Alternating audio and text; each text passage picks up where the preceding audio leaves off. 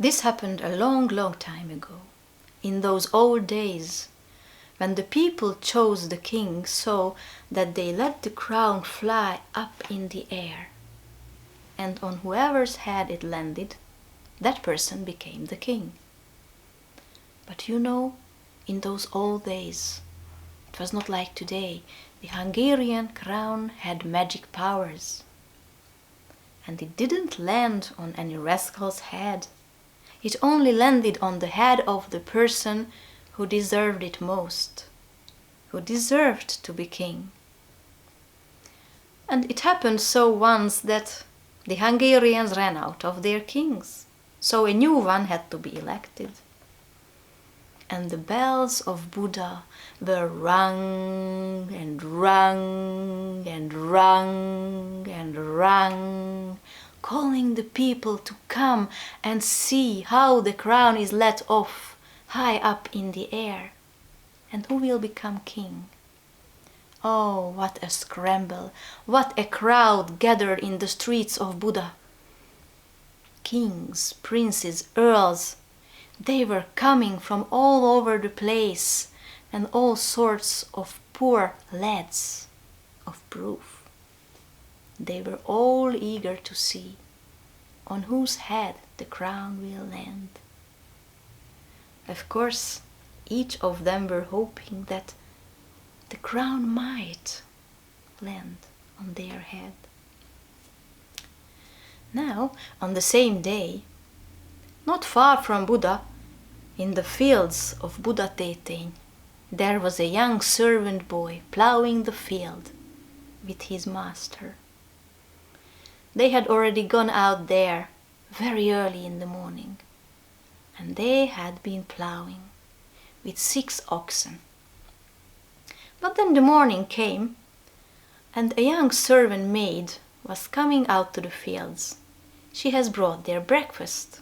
As the servant maid arrived, the master turned to his servant boy, Mátyás, and he said, "Matyi, my son," you know that was his nickname, and he liked the boy very much. "My son, Matyi, take the yoke off the oxen and let them graze, then come and let's have breakfast together." And so the servant boy took the yoke off the oxen, and then he took the plough and turned it upside down. Then he put his pot on the iron share of the plough, and they started having breakfast together, and of course they were chatting. The master turned to the boy. "Did you know, my son, that there is a big day today in Buda? They are choosing the king today." And the boy said, "Nothing will come of it unless I am there." "How? What?" The servant maid started laughing. "Did you smell something with that big nose of yours?" And the boy turned to her. "The person who eats from an iron table today will become king." Now the master looked at the boy. Then he looked at his pot on the iron plough. Then he looked back to the boy and said, "Oh, my boy," and he started laughing. "Do you want to drive me crazy?" He was laughing so hard that he almost fell out of his pants. "You will become king when the wooden handle of your whip will grow a beautiful blooming rose, my boy." Now the boy went red. He jumped up. He took his whip and he stuck it into the ground. You know, the ground was very mild and soft. It had just been ploughed. Then, with big leaps, he set off for Buda. When he arrived there, the crown was already up in the air, and the people were watching and stretching themselves, trying to find out on whose head it will land. But the crown was hovering around above the Danube. And it didn't want to land on anybody's head. It was just hovering and hovering. But when the boy arrived, the crown started to descend and come closer and closer to the boy. And when the crown was within his reach, he became so frightened that he started flailing with his hands, and he was flailing so much that he hit the crown with his hand.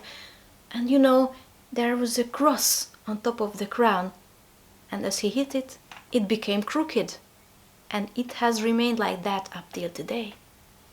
If you go to the Houses of Parliament in Budapest, you can still see that. But let's go back to the boy. You know, however much he was flailing, the crown finally landed on his head. And the people rejoiced. They were shouting happily. But the noblemen were looking at each other. No, we cannot let this happen. No, we cannot let this happen, that a poor servant boy should become our king. No way. And they took the crown off his head and said, let's give it a try again. And they let the crown fly off high in the air. And it was hovering and hovering, and you can guess on whose head it landed. Of course, it landed on the boy's head again. But the noblemen were shouting, no, we cannot let this happen. We must try it for a third time. But when it landed on the head of Mátyás again, there was nothing to do. The noblemen had to kneel down, and they bowed, and they had to submit to him. And the people were rejoicing, and they were carrying the boy on their shoulders, and they were putting a golden cloak on his shoulders. And they brought him to the castle, and they seated him on a golden throne. And they were shouting, may King Mátyás live long! May King Mátyás live long!